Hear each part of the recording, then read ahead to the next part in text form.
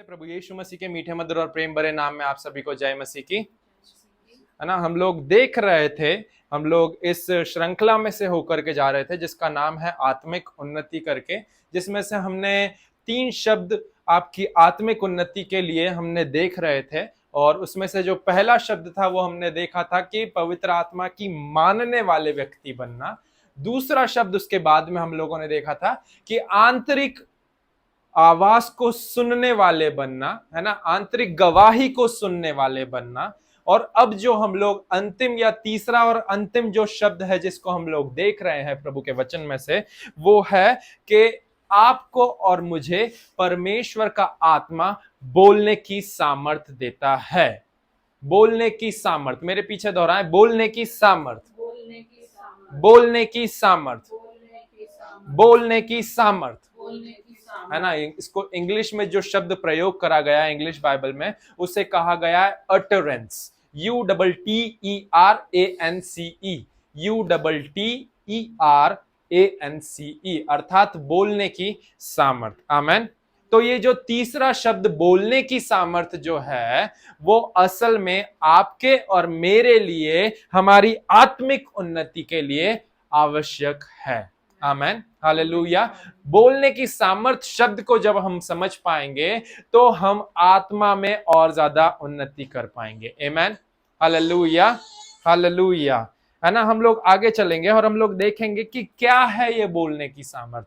देखिए, बोलने की सामर्थ जो है वो असल में, ये अटरेंस जो है वो असल में एक शब्द रूपी भाव है परमेश्वर का, जो आपके और मेरे मुख में से निकलता है। आमेन। मैं फिर से दोहराना चाहूंगा कि ये जो अटरेंस है वो अटरेंस एक्चुअल में एक शब्द रूपी भाव है, परमेश्वर का शब्द रूपी भाव है, परमेश्वर की इच्छा का शब्द रूपी भाव है। यदि मैं इसे ऐसे कहूं कि अटरेंस या बोलने की सामर्थ असल में परमेश्वर की इच्छा का शब्द रूपी भाव है, जो आप में से या मुझ में से होकर के निकलता है। मैं फिर से दोहराना चाहूंगा कि बोलने की सामर्थ परमेश्वर की इच्छा का शब्द रूपी भाव है, जो आप में से या मुझ में से होकर के निकलता है। और ये कब निकल पाता है? ये तब निकलता है जब आपके या मेरे तार प्रभु के साथ में सही रीति से जुड़े हुए हैं। आमेन, हालेलुया। ये तार का मैं उपमा क्यों दे रहा हूं? मैं इसीलिए दे रहा हूं कि जब यदि हम लोग इस गिटार वाद्य को बजाते हैं, इस इंस्ट्रूमेंट को बजाते हैं, तो इसमें से सही धुन तब ही आ पाती है जब इसके तार सही रीति से कसे गए हैं। तो ठीक उसी तरीके से परमेश्वर की आत्मा आपको और मुझे बोलने का सामर्थ केवल तब ही देता है जब आपके और मेरे तार, एक छोर हमारा, दूसरे छोर प्रभु की ओर से प्रॉपरली ट्यून्ड अप हो। When we are properly tuned in with the Lord and the Holy Spirit, then only the utterance, which is the vocal expression of God's will come out of us. Amen.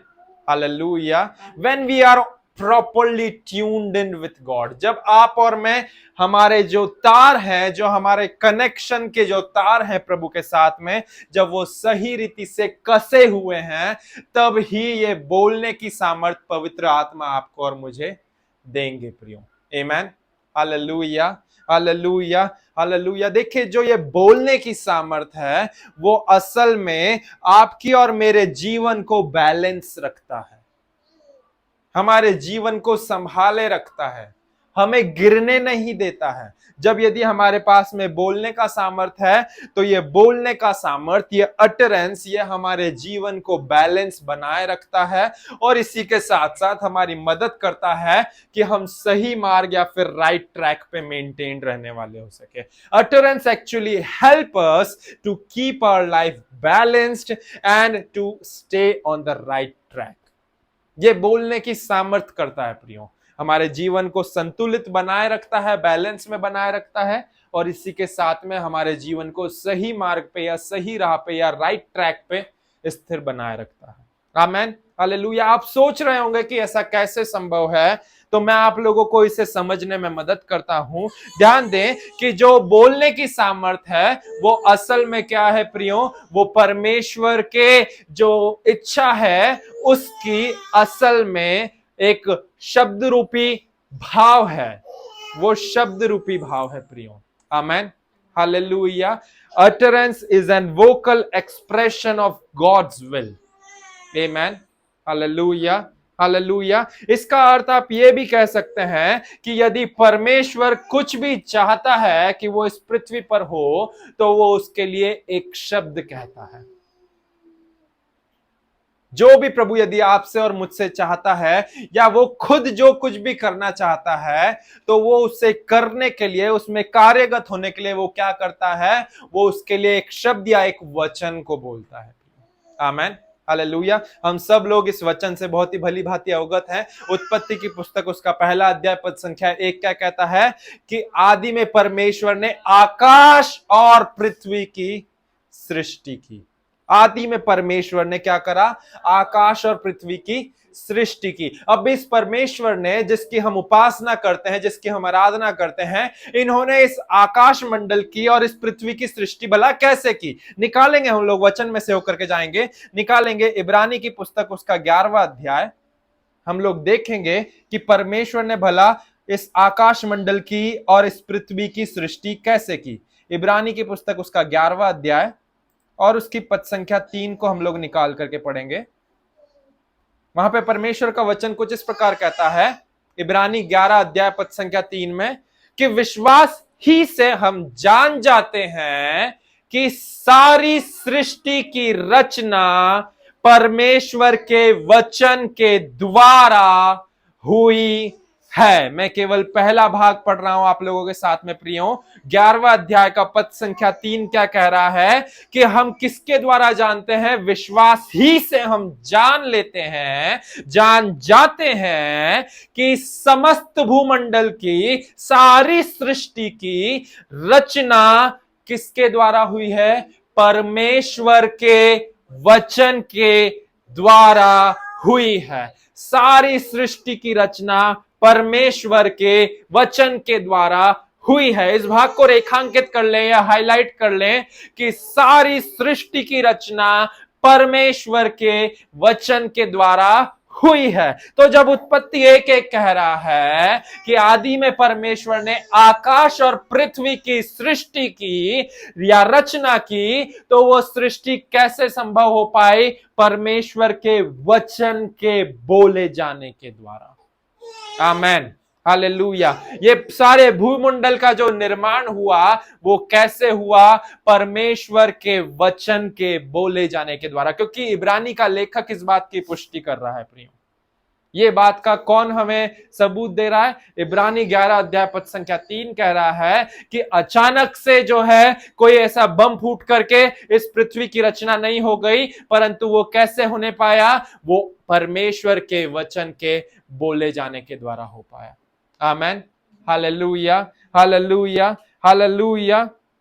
और परमेश्वर का वचन, आप और मैं इस वचन को बहुत अच्छे से जानते भी हैं कि नीति वचन की पुस्तक उसका 18वां अध्याय पद संख्या 21 कुछ इस प्रकार कहता है कि जीव के वश में जीवन और मृत्यु दोनों होते हैं, जो इसे काम में लाना जानता है वह क्या करता है, इसका फल भोगेगा भी। तो ध्यान दें कि जो जीव होती है वो या तो कुछ चीज को निर्माण कर सकती है या फिर वो किसी चीज का विनाश कर सकती है। पर वो कैसे कर सकती है, इस जीव को यदि मैं काट करके कहीं पर रख दूं तो उस जीव के अंदर इतनी सामर्थ्य नहीं है प्रियो कि वो किसी चीज का इस्तेमाल करके किसी को निर्माण कर दे या फिर किसी चीज का विनाश कर दे। जीव के अंदर भला सामर्थ्य कैसे होती है, जीव भला कैसे किसी चीज का निर्माण कर सकती है और विनाश कर सकती है, उसके द्वारा बने गए वचनों या शब्दों के द्वारा। आमेन, हालेलुया, हालेलुया, हालेलुया। तो ध्यान दें कि परमेश्वर यहोवा जो है वो इसी पवित्र आत्मा की बोलने की सामर्थ के द्वारा अपनी जो इच्छा उसकी स्वर्ग में है उसे इस पृथ्वी पर आपके और मेरे द्वारा पूरी करता है। आमेन। मैं फिर से दोहराना चाहूंगा कि परमेश्वर जो है वो इसी पवित्र आत्मा की बोलने के सामर्थ्य के द्वारा, जो परमेश्वर पिता की इच्छा स्वर्ग में है, वो इस पृथ्वी पर आपके और मेरे द्वारा, आप और मैं जो चुने हुए हैं, आप और मैं जो अभिषिक्त हैं, आप और मैं जो परमेश्वर यहोवा की महिमा के उपयोगी पात्र हैं, उनके द्वारा परमेश्वर उस अटरेंस के द्वारा अपनी इच्छाओं को पूरी करता है। आमेन, हालेलुया, हालेलुया। ध्यान दें, जब मैं इस बात के बारे में, इस वचन या इस शिक्षा के बारे में जो आपके सामने प्रस्तुत कर रहा हूं इन दिनों संडे सर्विस में, जब मैं इसके ऊपर मनन कर रहा था, तो ये बोलने की सामर्थ्य के जो दो अनुवाद या दो पर्यायवाची शब्द जो मेरे सामने आए हैं, वो एक्चुअल में ये है कि इस अटरेंस का एक और पर्यायवाची होता है सही शब्द।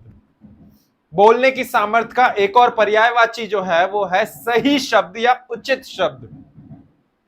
सही शब्द या फिर उचित शब्द, इंग्लिश में बोले जाए तो the synonyms of utterance are right words. Right words, right words को क्या बोलेंगे हम लोग? सही शब्द ही बोलेंगे। एक और जो पर्यायवाची जो है वो ये है कि आई नो व्हाट टू से, मैं उसके भले भती उस बात को जानता हूं कि मैं क्या बोल रहा हूं।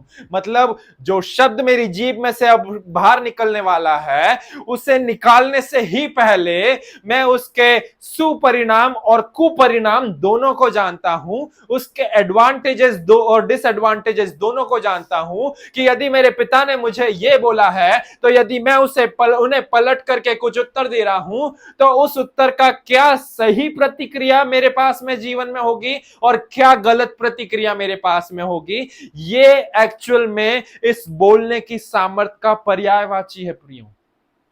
This is the synonym of utterance, that we should speak right words and we know what to say. बोलने की सामर्थ्य का अर्थ यह है कि आप सही वचन या सही शब्द अपने मुंह से प्रयोग करके बोल रहे हैं और आप उन शब्दों को जानते हैं, आपने उन्हें तोल करके कहा है कि हां, वो शब्द का क्या मेरे जीवन में प्रभाव होगा, क्या मुझे फायदा होगा या क्या मुझे नुकसान होगा।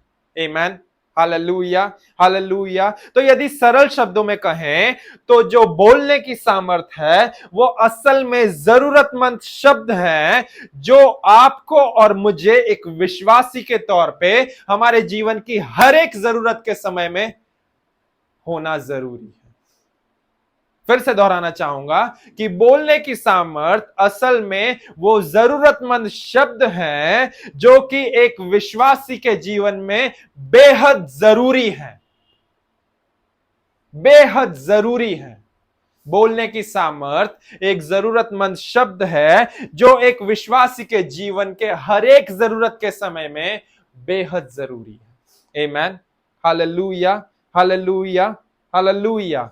ध्यान दें कि जो एक और पवित्र आत्मा का प्रमुख कार्य है वो ये है, वो केवल ये नहीं है कि वो आपकी और मेरी आत्मिक उन्नति कराना, परंतु इसके साथ में पवित्र आत्मा का एक और प्राइमरी फंक्शन या प्रमुख कार्य है, वो ये है कि वो पवित्र आत्मा असल में आपको और मुझे हर एक परिस्थिति में शब्दों को देता है। मैं फिर से दोहराना चाहूंगा कि एक और प्रमुख कार्य परमेश्वर के आत्मा या पवित्र आत्मा का वो ये है कि वो आपको हर एक परिस्थिति में शब्दों को देता है।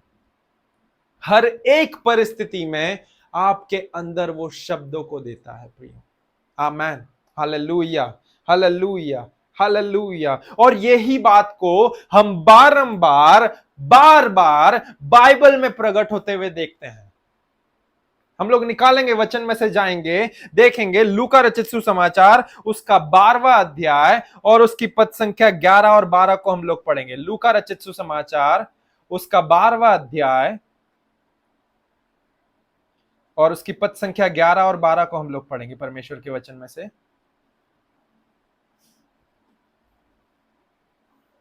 वहां पे परमेश्वर का वचन कुछ इस प्रकार कहता है, लूका 12 पद संख्या 11 और 12। जब लोग तुम्हें सभाओं और हाकिमों और अधिकारियों के सामने ले जाएं तो चिंता ना करना कि हम किस रीति से क्या उत्तर दें या क्या कहें। 12वां वचन ध्यान दें यहां पर, क्योंकि पवित्र आत्मा उसी घड़ी तुम्हें सिखा देगा कि क्या कहना चाहिए। आमेन, हालेलुया, हालेलुया। हम इसी से मिलता जुलता एक और वचन जो है वो पाते हैं मत्ती रचित सुसमाचार उसके 10वें अध्याय पद संख्या 19 और 20 में। निकालेंगे एक और वचन, मत्ती रचित सुसमाचार उसका 10वां अध्याय और उसकी पद संख्या 19 और 20 को हम लोग पढ़ेंगे। वहां पे परमेश्वर का वचन कुछ इस प्रकार कहता है, जब वे तुम्हें पकड़वाएंगे तो यह चिंता ना करना कि हम किस रीति से या क्या कहेंगे, क्योंकि जो कुछ तुमको कहना होगा वह उसी घड़ी तुम्हें बता दिया जाएगा, क्योंकि बोलने वाले तुम नहीं हो परंतु तुम्हारे पिता का आत्मा तुम में से बोलेगा या बोलता है। आमेन, हालेलुया। जिस विषय को लेकर के हम आज बात कर रहे हैं, अटरेंस या बोलने की सामर्थ, आप उस बात को इन दोनों वचनों में प्रियो प्रकट होते देखने पाते हैं। Hallelujah, hallelujah. मैं इन्हीं दोनों वचनों के दो अलग अलग अनुवादों को आप लोगों के सामने प्रस्तुत करना चाहूंगा, जो कि हिंदी में मैंने अनुवाद करके लेके आया हूं। इसी वचन का मत्ती रचित सुसमाचार उसके 10वें अध्याय का पद संख्या 17 से लेकर के 20वां पद संख्या जो है वो एक अलग ही बात आपके और मेरे सामने प्रस्तुत करता है। एक अलग ही पिक्चर हमको, एक बेटर व्यू जो है इस वचन का रखते हुए देता है।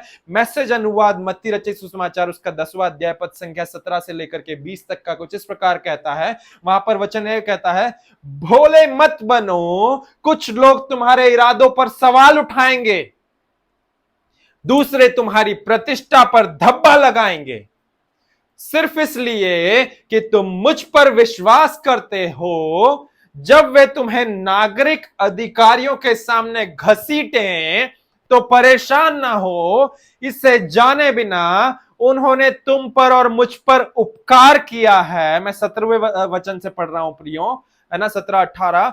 वहां पे आगे वचन कहता है, तुम्हें राज्य समाचार या परमेश्वर के स्वर्ग का समाचार का प्रचार करने के लिए एक मंच या एक पुलपिट दिया है। आगे वचन कहता है, और इसकी चिंता मत करो कि तुम क्या कहोगे या कैसे कहोगे, सही शब्द वहां होंगे, सही शब्द वहां होंगे। मैसेज ट्रांसलेशन का इंग्लिश अनुवाद बोलता है, right words will be there. सही शब्द, जिसका मैं आपको अर्थ बता रहा था कि बोलने की सामर्थ्य का पर्यायवाची शब्द होता है, सही शब्द वहां होंगे।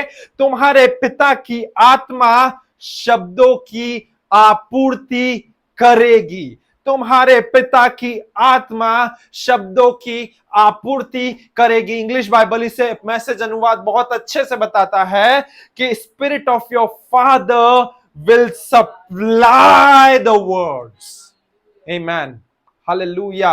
वो उसके वचनों के द्वारा, वो उसकी बोलने की सामर्थ के द्वारा आपके मुंह में, आपकी जीभ में, वो सामर्थ के साथ में वो शब्दों की आपूर्ति करता है। प्रियो, ये शब्दों की आपूर्ति होना, ये सही शब्दों का आपके अंदर से होकर के निकलना, यही तो बोलने की सामर्थ या अटरेंस कहलाता है। आमेन, हालेलुया, हालेलुया। इसी वचन का एक और मेरा प्रिय अनुवाद जो है पैशन अनुवाद, वो और अच्छे और रचनात्मक ढंग से आपके और मेरे सामने इस वचन को प्रस्तुत करता है। उसका 10वें अध्याय मत्ती रचित सुसमाचार उसका 10वां अध्याय पद संख्या 19 और 20 जो है वो कुछ इस प्रकार कहता है। पैशन अनुवाद के हिंदी अनुवाद में से वो कहता है, इसलिए जब वे तुम्हें गिरफ्तार करें तो चिंता मत करो कि कैसे बोलना है या तुम्हें क्या कहना है।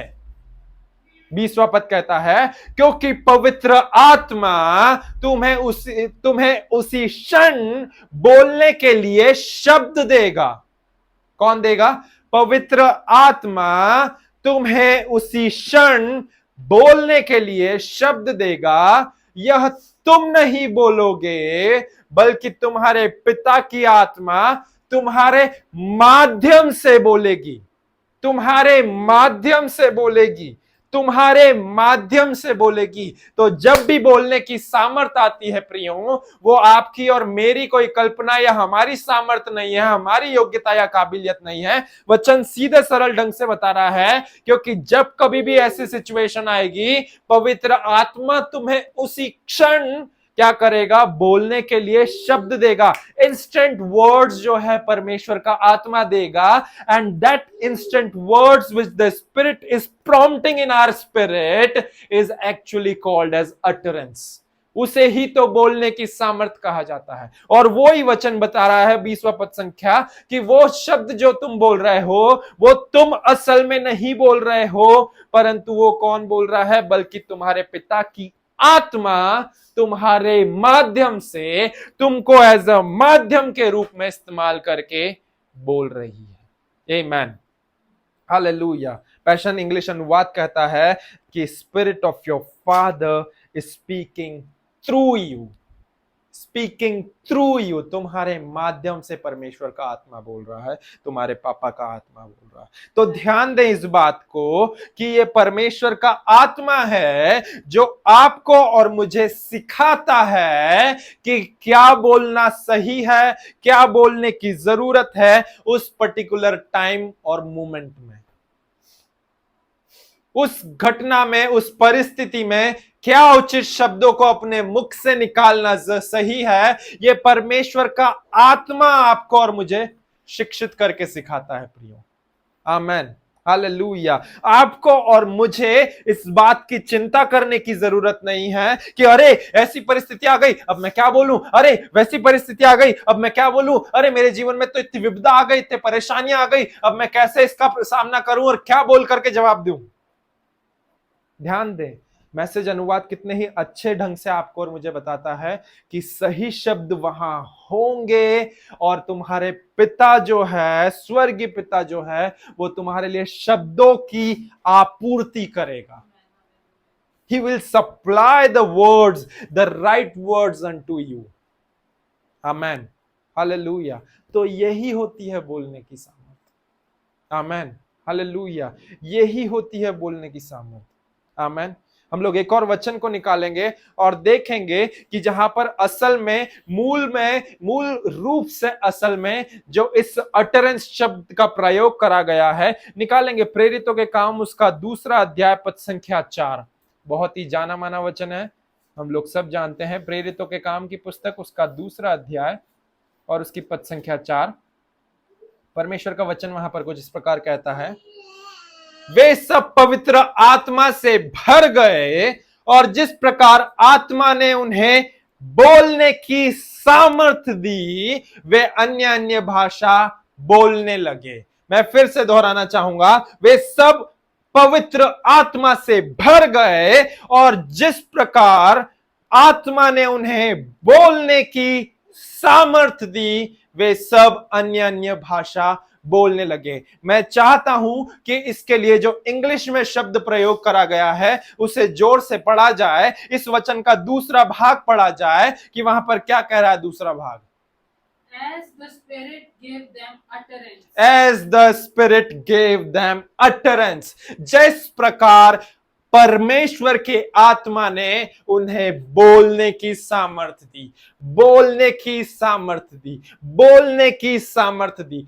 प्रियो ध्यान दें, बहुत तेरे लोग रहते हैं जो पवित्र आत्मा के वरदान अन्य अन्य भाषाओं की होड़ में लगे रहते हैं, परंतु उन्हें नहीं मिल पाता है।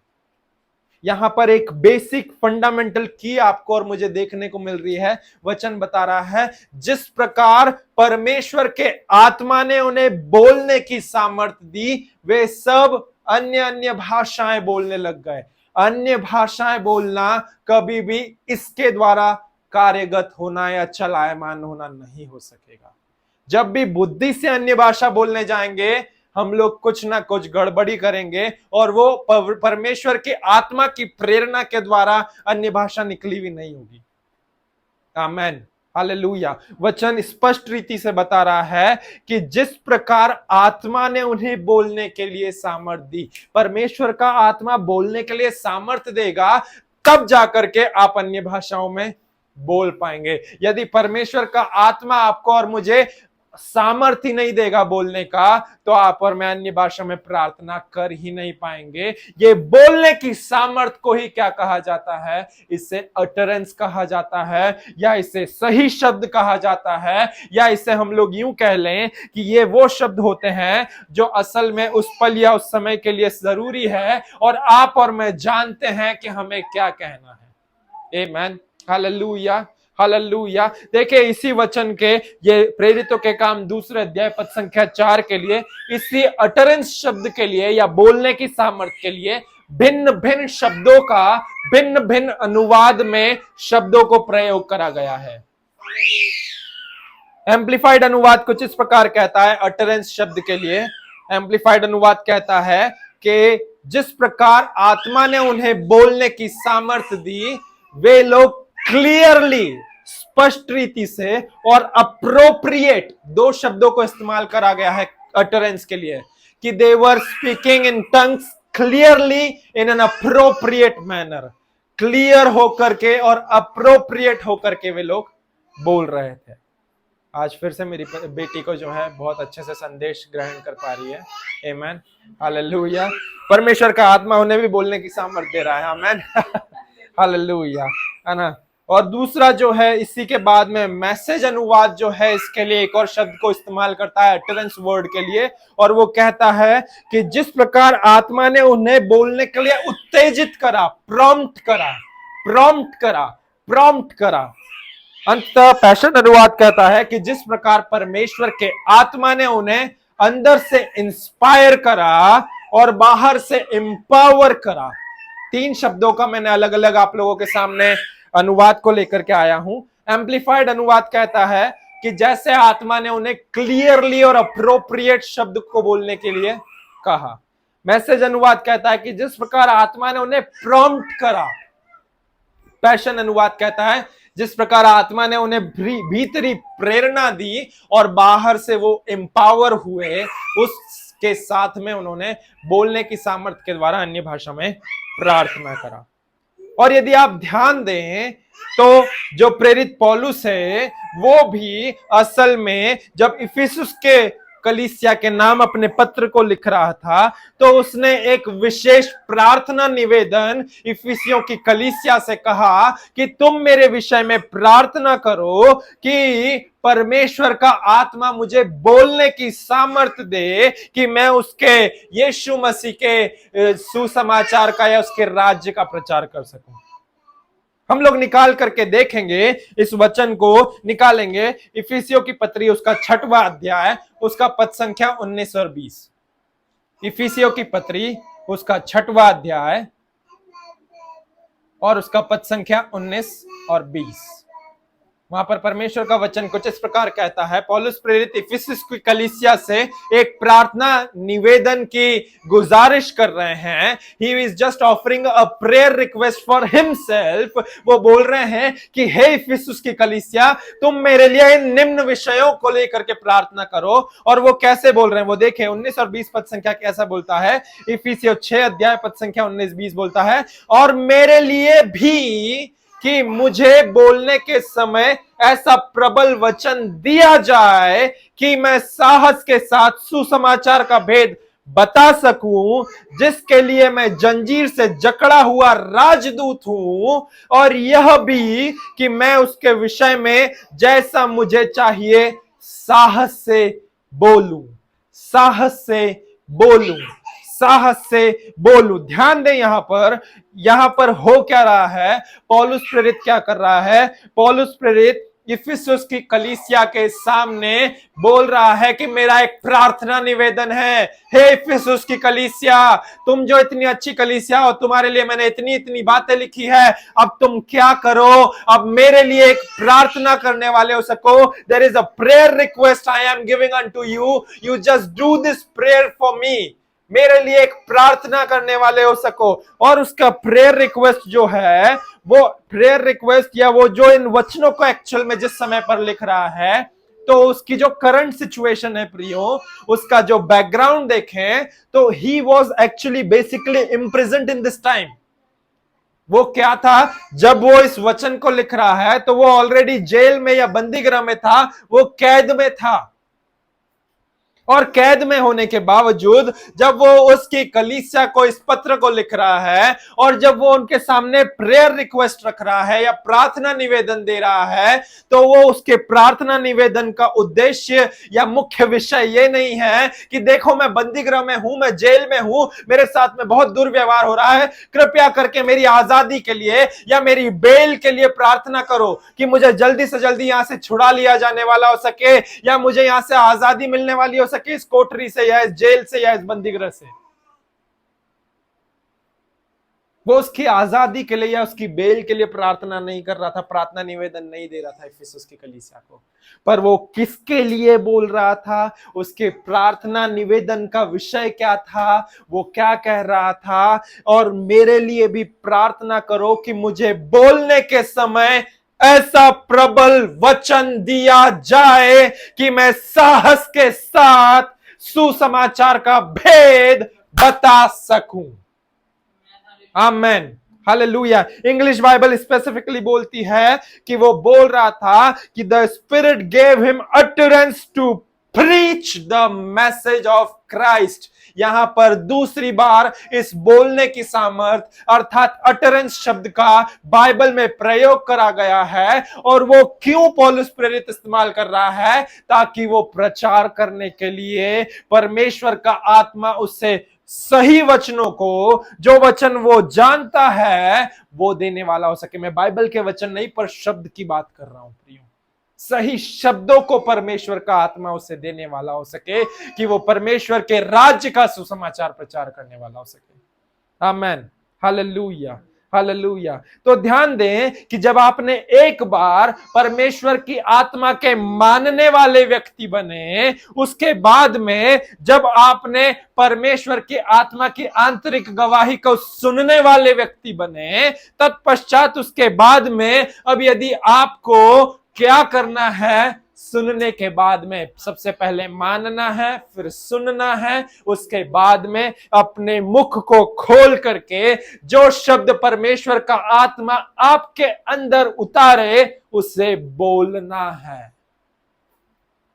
मानना, फिर सुनना और फिर बोलना। मानना, फिर सुनना और फिर बोलना। तीनों शब्द एक दूसरे से कनेक्टेड है प्रियो। सबसे पहले पवित्र आत्मा की मानने वाले व्यक्ति बने, उसके बाद में पवित्र आत्मा जो आपके आंतरिक मनुष्यत्व में एक गवाही को उत्पन्न करता है, उस गवाही के सुनने वाले व्यक्ति बने। तत्पश्चात जब आप उसे सुन ले रहे हैं तो अब सुनने के बाद में उस गवाही को बोलने वाले व्यक्ति बने। और यही है बोलने की सामर्थ्य का अर्थ। बोलने की सामर्थ का अर्थ है कि आपके अंदर इतनी काबिलियत है कि आप सही शब्दों को बोल रहे हैं, उन शब्दों को बोल रहे हैं जो उस उचित समय में बोलना जरूरी है, वो शब्द जो कि बिल्कुल सही और सटीक हैं, वो शब्द जो कि आपके भीतरी मनुष्यत्व से इंस्पायर्ड या प्रेरणा के साथ में बाहर निकले हैं, वो शब्द जो कि आपको उत्तेजित करते हैं उसी पल उसी क्षण में बोले जाने के लिए कि नहीं, मुझे यह शब्द तो बोलना ही है, सामने वाला भले से बड़ा उसे बुरा लगे या भला लगे, मैं उससे ये शब्द तो बोलूंगा ही सही, क्योंकि ये मुझे परमेश्वर का आत्मा मेरे अंदर बोलने के लिए मुझे विवश कर रहा है।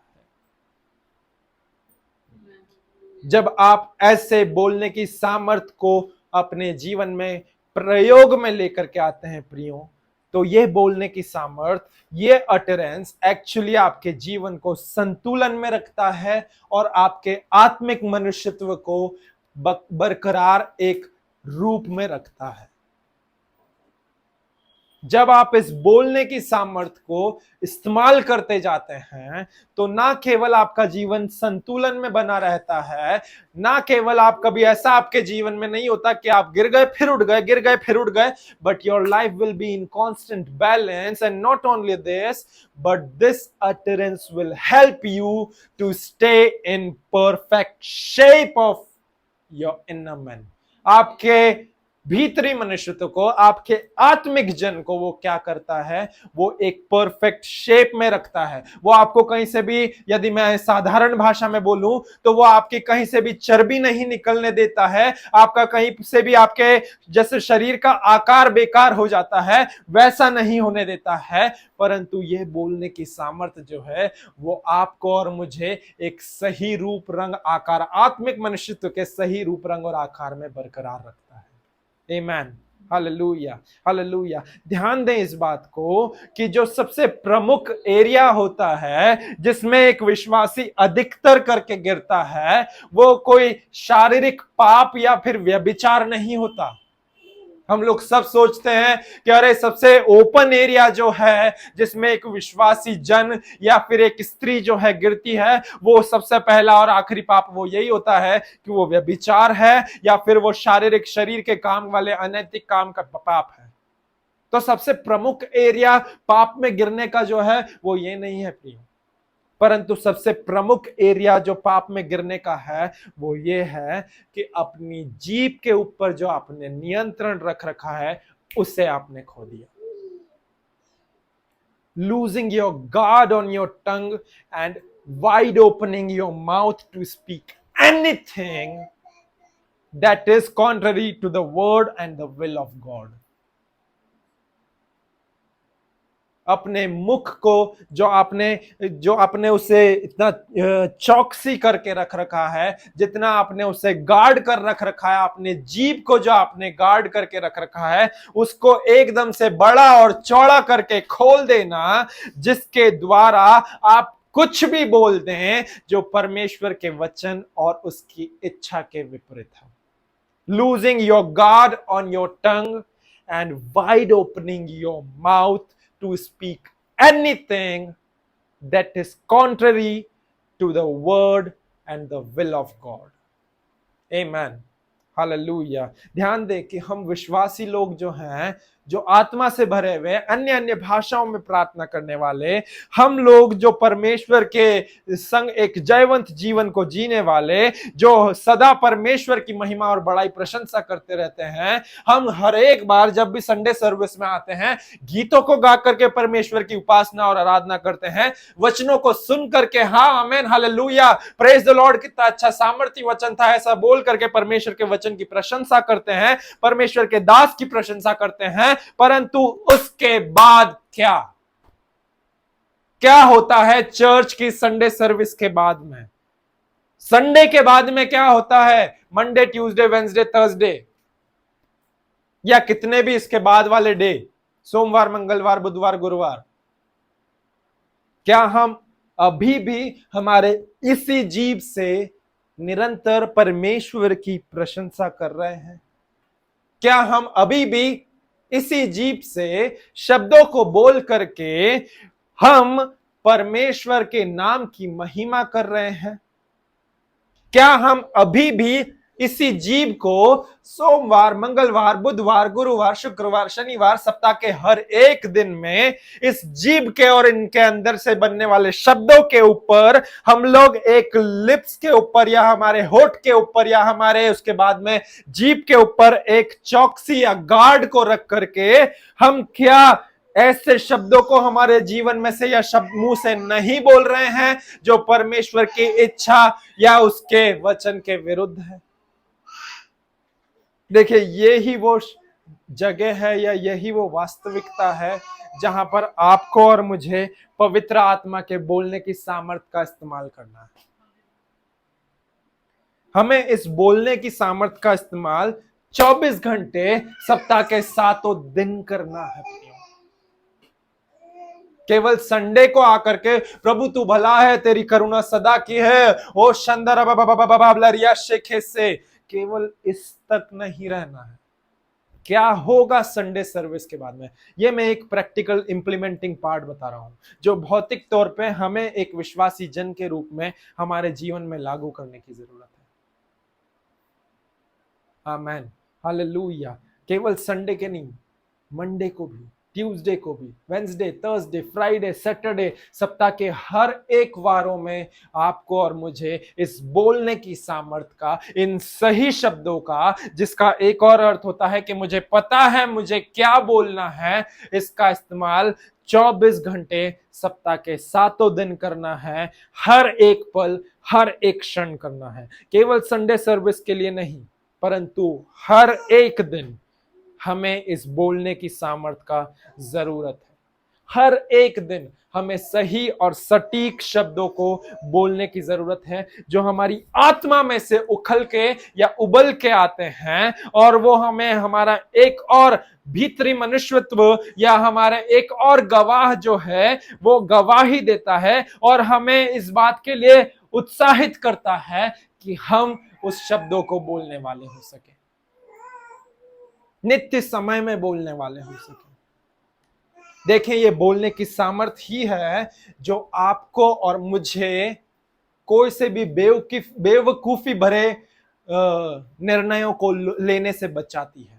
मैं फिर से दोहराना चाहूंगा कि ये बोलने की सामर्थ्य ही है जो आपको और मुझे कोई से भी बेवकूफी या मूर्ख निर्णयों को लेने से बचाती है। ये बोलने की सामर्थ्य ही है जो हमारे बहुत ही बड़े और चौड़े मुंह के ऊपर ताला लगाना या उसका शटर डाउन करना सिखाती है, जो कोई से भी बेतुके वायदे कर देता है जो अंततः पूरे नहीं हो पाते। ये बोलने की सामर्थ्य ही है जो आपके और मेरे इस बड़े और चौड़े होठ और उसके अंदर की जुबान जिससे शब्दों की रचना होती है उसके ऊपर शटर लगाती है।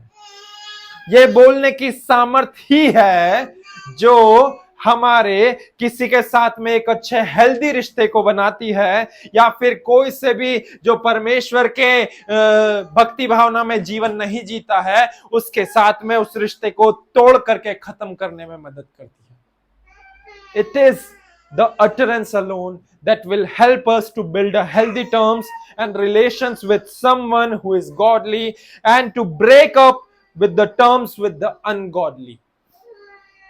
तो ध्यान दें कि ये बोलने की सामर्थ्य जो है वो असल में आपके और मेरे कल का निर्माण करती है जो परमेश्वर की इच्छा के अनुसार है। मैं फिर से दोहराना चाहूंगा कि ये बोलने की सामर्थ्य ही है जो असल में आपके और मेरे कल का निर्माण करती है जो परमेश्वर की इच्छा के अनुसार है। ये बोलने की सामर्थ्य ही है जो असल में आपको और मुझे उस कल में चलने के लिए मदद करती है जो परमेश्वर ने अपनी योजना में आपके और मेरे लिए देखा है। ये बोलने की सामर्थ्य ही है जो असल में आपको और मुझे उस कल में चलने में मदद करती है जो परमेश्वर ने आपके और मेरे लिए रचा है और उसकी आपके और मेरे लिए योजना है।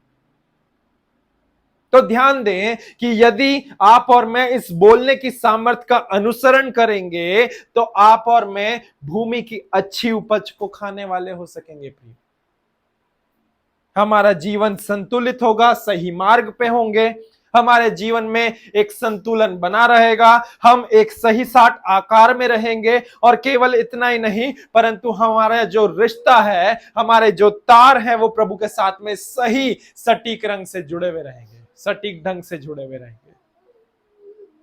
परंतु यदि हम इस बोलने की सामर्थ्य का इस्तेमाल ना करते हुए हमारी बुद्धि, हमारे विचारों का हम लोग इस्तेमाल करें और हम लोग हमारे ही इस शारीरिक सोच पे, हमारी इस प्राणात्मक सोच पर हम लोग इसी के ऊपर पूरे निर्भर हो जाएं, और उसके बाद यदि हम कोई बिजनेस की डील करने जाएं तो हमारी उस कॉन्वर्सेशन में, हमारे उस बिजनेस के वार्तालाप में हमको अंततः उस बिजनेस की डील में सफलता नहीं परंतु नुकसान ही मिलेगा।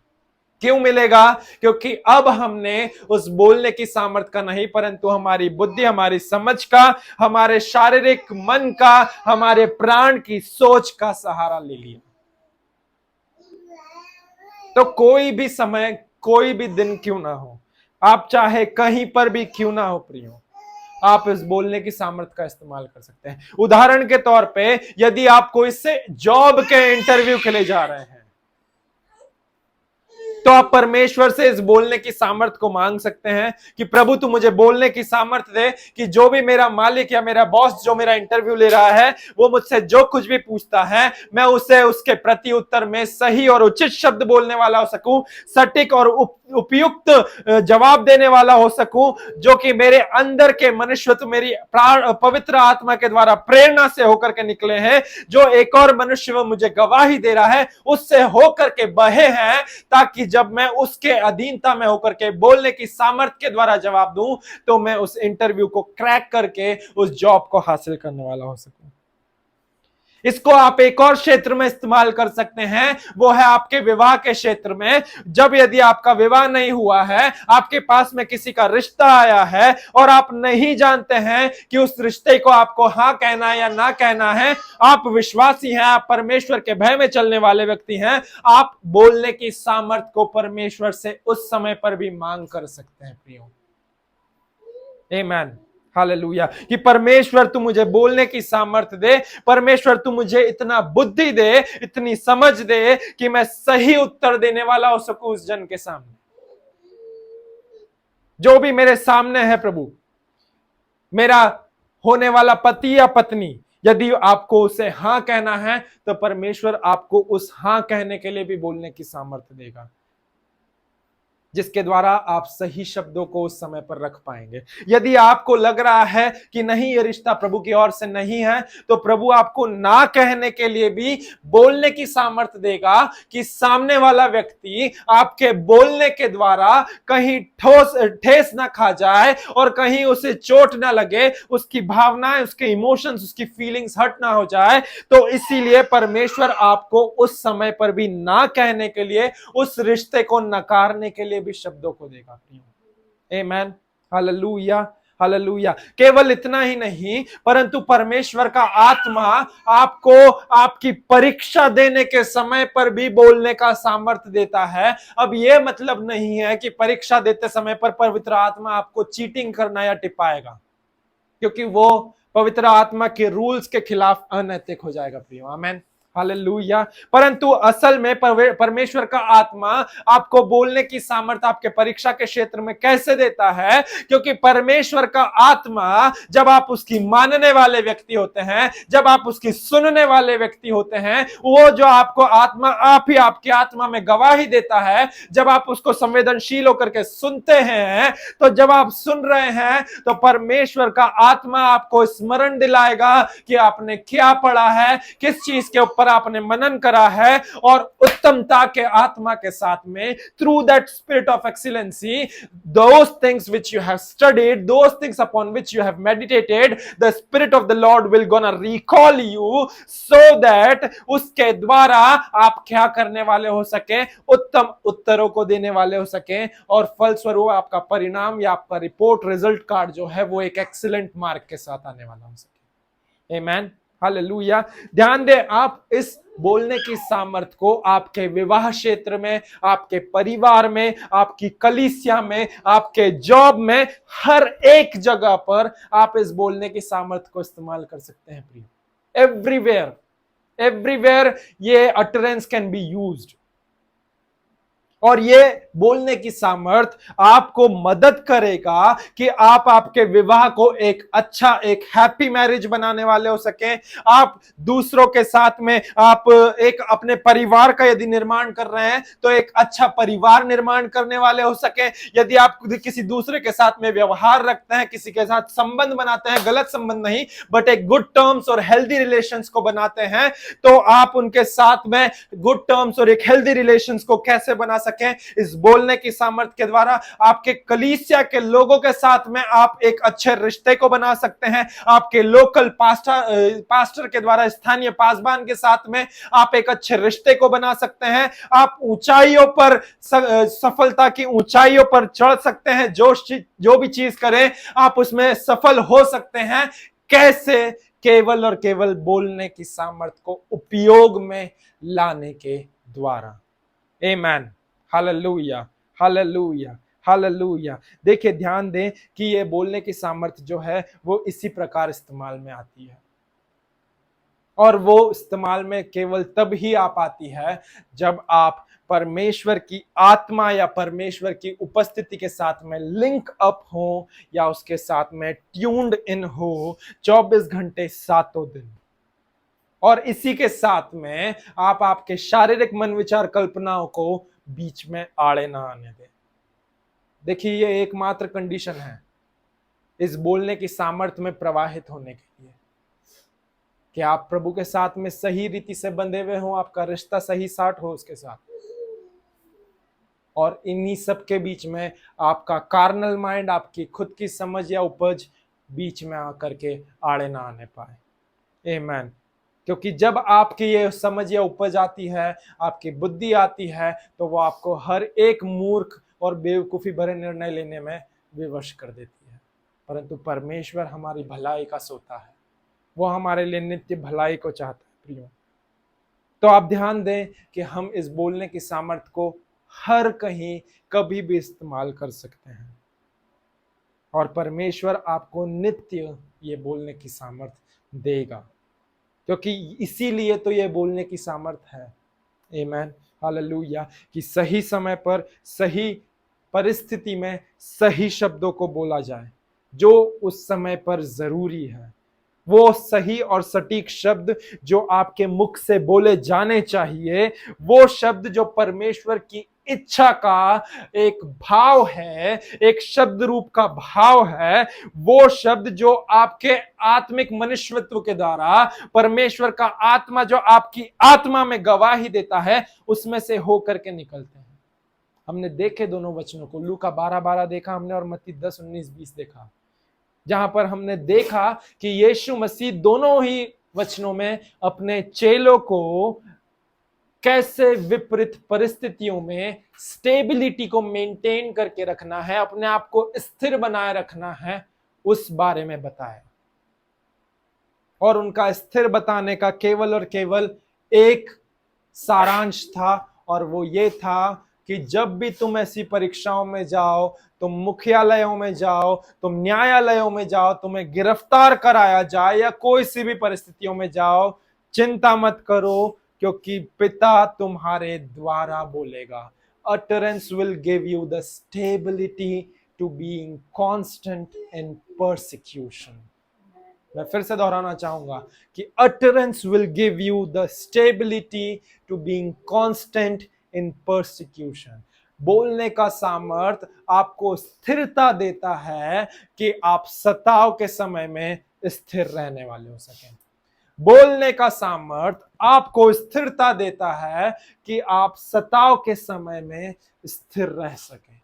आमेन, हालेलुया, हालेलुया। यही होता है परमेश्वर के आत्मा या पवित्र आत्मा के बोलने का सामर्थ्य।